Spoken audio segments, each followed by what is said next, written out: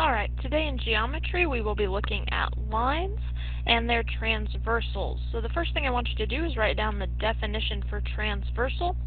That is a line that intersects at least two other lines. And when you get that written down, I also want you to draw a transversal into your picture at the right. So you have two black lines and you need to draw in a transversal just like I have. So pause the video and get that taken care of. I also want you to measure to the best you can of all the angles in that picture. When you get them measured, they should look very similar to this, so make sure your angles, they should all pretty much be 90 right here. And then you've got some 70-degree angles and 110-degree angles. And then go ahead and label all of your angles, number them the same way that I have my angles numbered. So in this lesson we're talking about some angle pairs that are formed by that transversal. So we've got four different pairs that we're going to look at. Now all of these pairs have kind of a shorthand for their name. We don't use those. We're just going to go ahead and use the entire name when we talk about these types of angles. So the first set that we're looking at are corresponding angles. Now corresponding means same. So these angles are going to occur in the same position. So when we think about that, we want to think about this set of four angles and this set of four angles. So one example of corresponding angles could be angle 1 and angle 5, because they're in the same position when you're referencing that set of four. So as an example, if you want to put angle 1 and angle 5, you certainly can. Another example would be angle 2 and angle 6.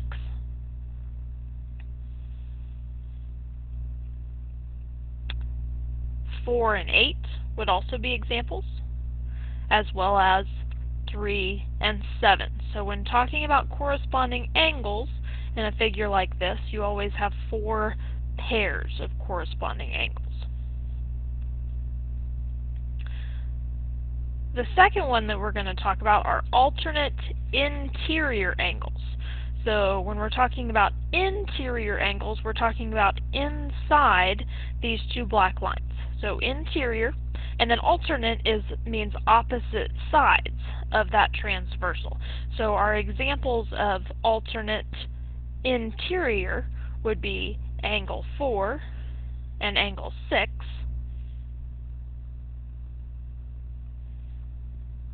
as well as angle 3 and angle 5.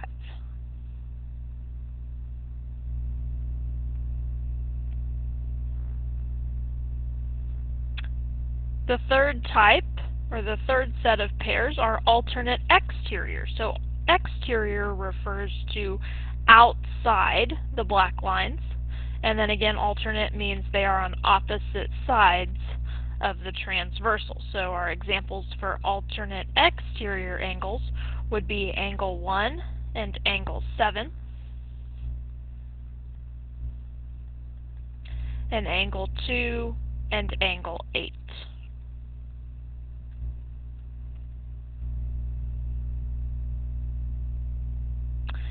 And then the last pair of angles are consecutive interior. So we've seen that word interior already, inside the black lines.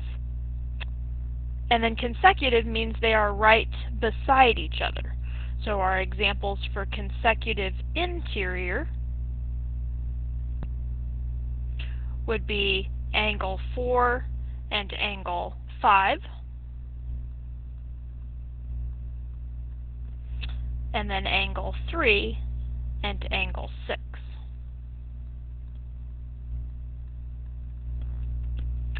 So that just kind of lays out those four pairs of angles that we're going to continue to talk about for the rest of this lesson.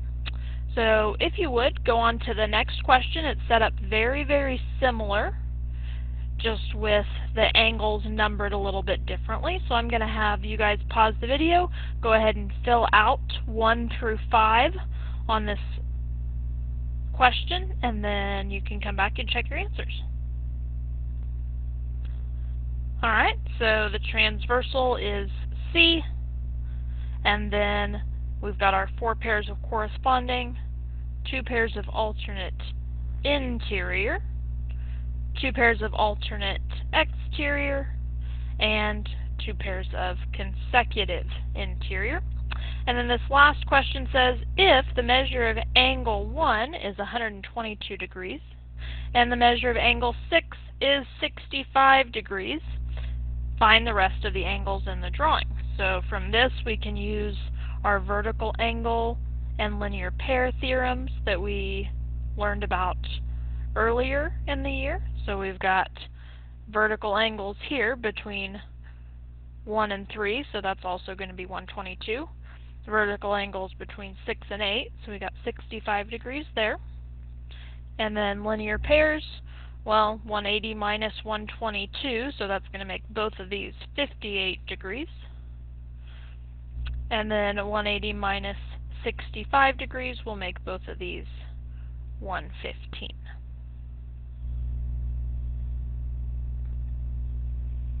Alright, so moving on. That previous question did not have parallel lines.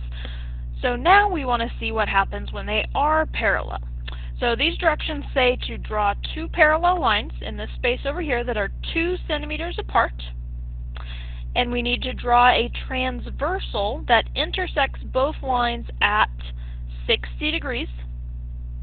And then to measure the rest of the angles. So I'm going to have you pause the video to create your drawing.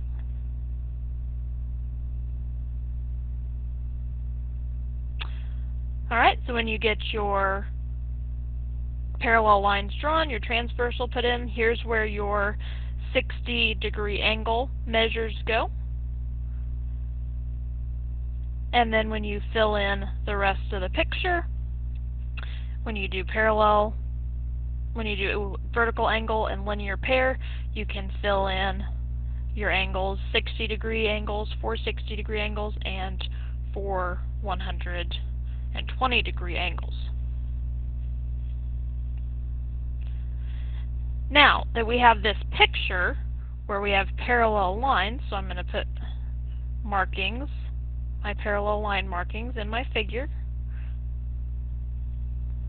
Now let's go back and look at those 4 different pairs and what happened to them. So now we have a corresponding angle postulate, an alternate interior angle theorem. We've got some theorems and a postulate. So the last time we talked about theorems, it was when we talked about the vertical angle theorem and the linear pair theorem.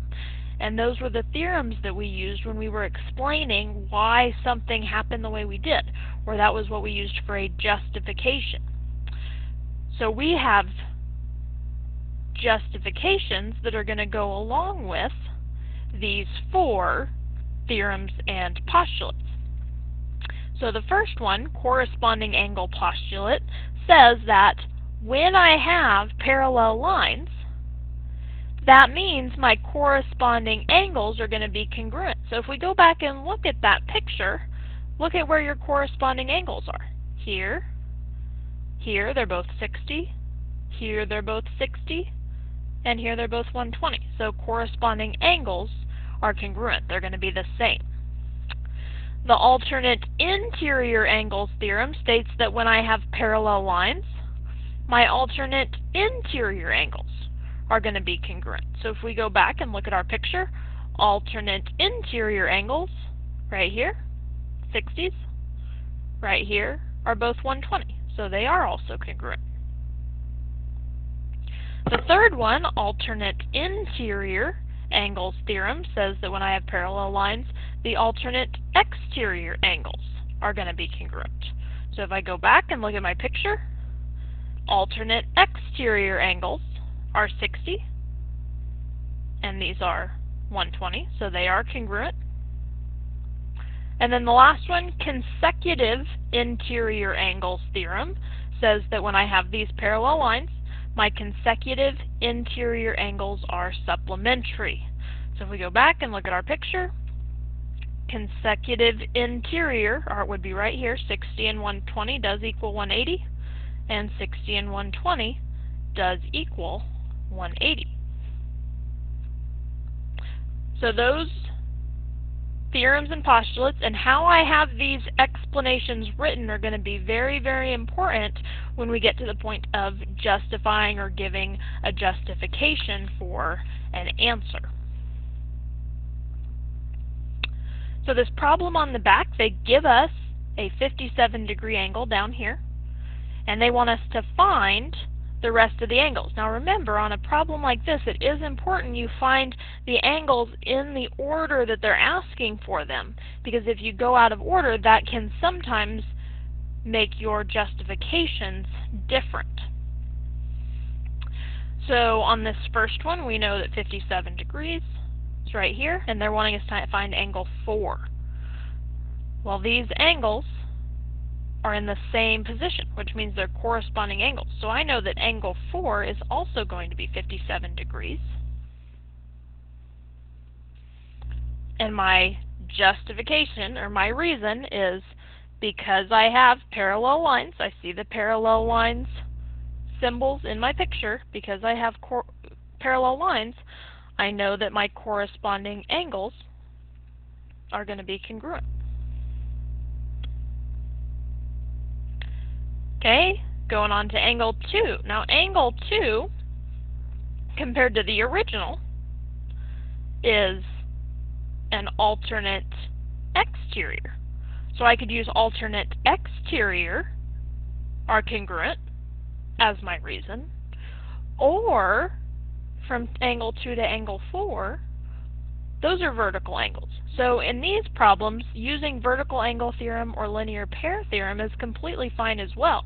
And in my opinion, writing the vertical angle theorem is a little less work than having to write, because of parallel lines, alternate exterior angles are congruent. So for this one, since I know they're vertical angles, I'm going to say angle 2 is also 57 degrees because of vertical angle theorem. But alternate exterior are congruent would work as well. Moving on to angle 6. Angle 6 has a few different options. We've got angle 6 corresponds with angle 2. It's an alternate interior with angle 4. Or again, it's a very simple vertical angle with the original 57. So again, just to keep it simple, I'm going to go ahead and say angle 6 is also 57 degrees because of vertical angle theorem.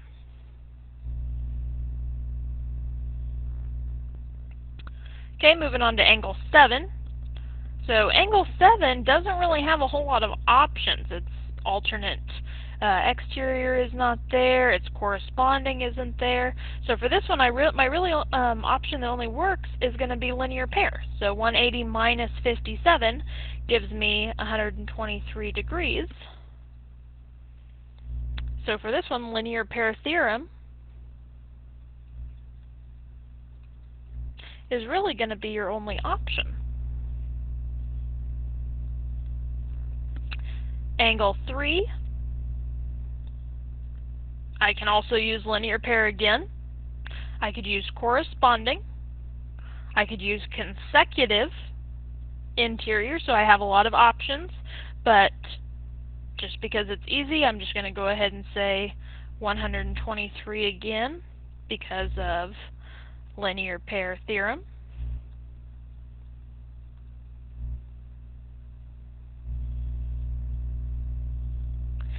Angle 1,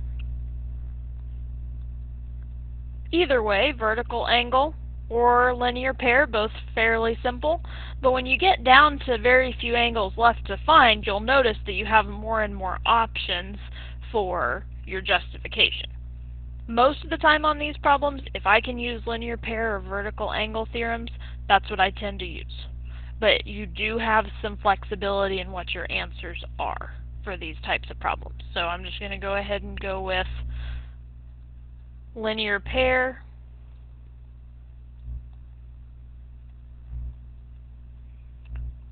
or vertical angle theorem? Just so you remember that both of those would work. And then same with angle 5. Vertical angle or linear pair both work very easily, amongst many other options, with it being the only angle left to find.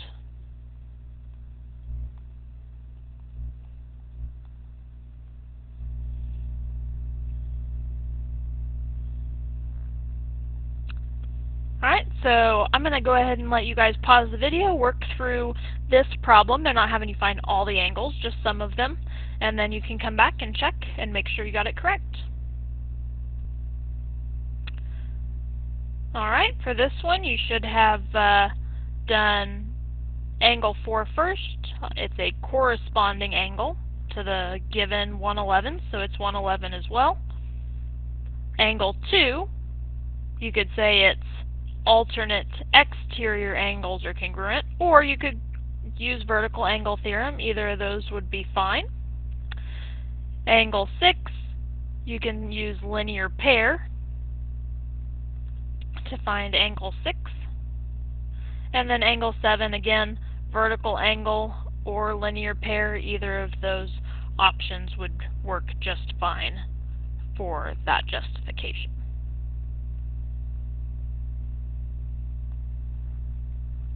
Alright, the last part of this lesson, this last few questions, ask us to use the relationships to find the value of x. Then we need to go in and label all of the angles. And then lastly, we need to justify our answer. We need to give our reasoning why we were able to do what we did. So 18, if I look at my figure, I've got two angles that are in the same position. So when I set up my equation to solve for x, I know that this angle is going to be equal to this angle, so I'm just going to say that x plus 40 equals 3x minus 10. To solve, I need to subtract over my x, add over my 10. So I get 2x equals 50, which means x is 25 degrees.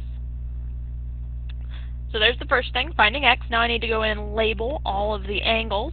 So when I plug in 25 plus 40 is 65. Since these are corresponding angles, this should also be 65, which 75 minus 10 is 65, so there's a good check. And then I can label everything else. So I know that vertical angles, that these are both going to be 65 as well, because of vertical angles. And then linear pair, 180 minus 65 is 115. So my other four angles will be 115 degrees. And then finally justifying my answer. There's not a blank to justify, so if you just want to write it under what x equals, that's fine. So the justification on this, because I have parallel lines, there are parallel line markings in my figure. Because I have parallel lines, in this one we said that corresponding angles are congruent.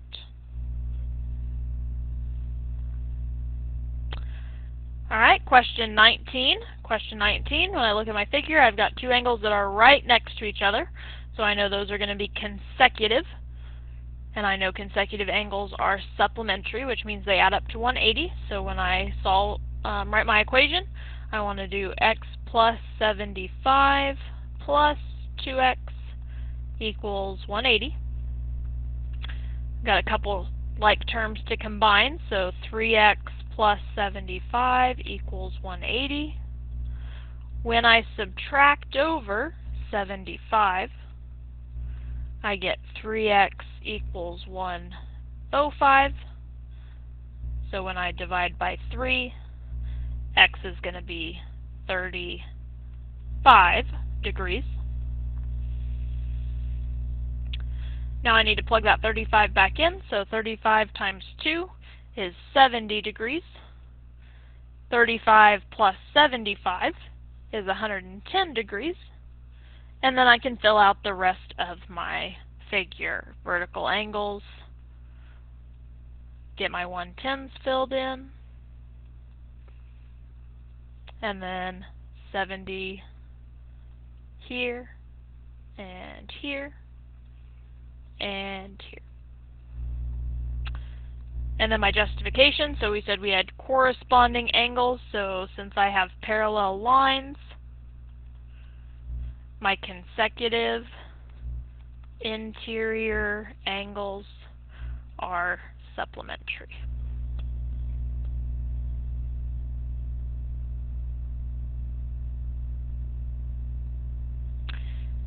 And then number 20, we've got a 90-degree angle marking right here.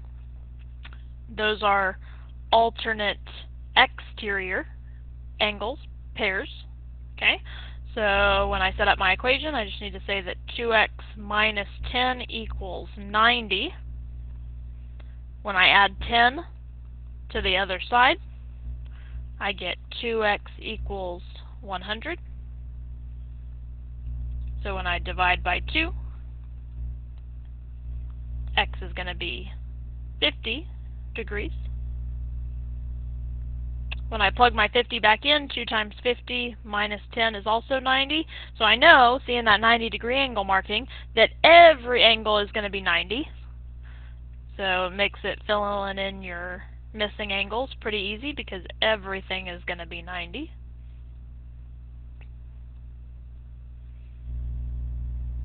And then my justification for this one, because I have parallel lines, we said these were alternate exterior. Alternate exterior angles are congruent.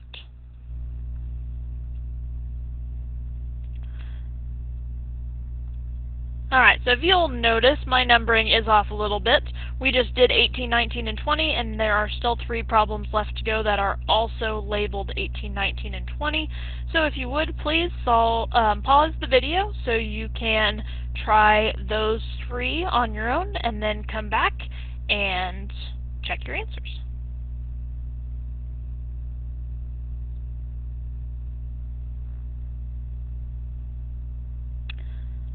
Alright, there is your answer for number 18. You had alternate exterior angles, so you set your equations equal to each other, solved to get 17, plugged back in to find your missing angles, and then here's your justification. Parallel lines give me alternate exterior angles that are congruent.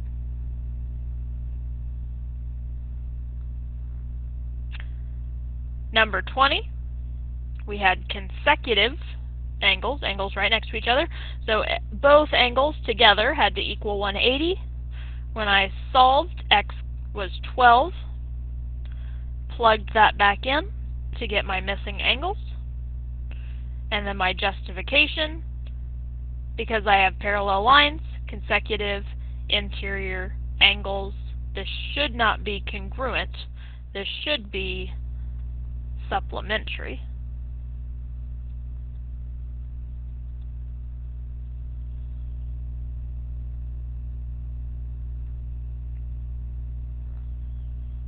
And then number 20. Number 20, again, we had our 90-degree angle marking, so we set that equal to 6x. Got x is 15. All of our angles are 90 degrees on this one. And then your justification, because I have parallel lines, my corresponding angles are congruent. As always, if you have any questions, please make sure you come and see me.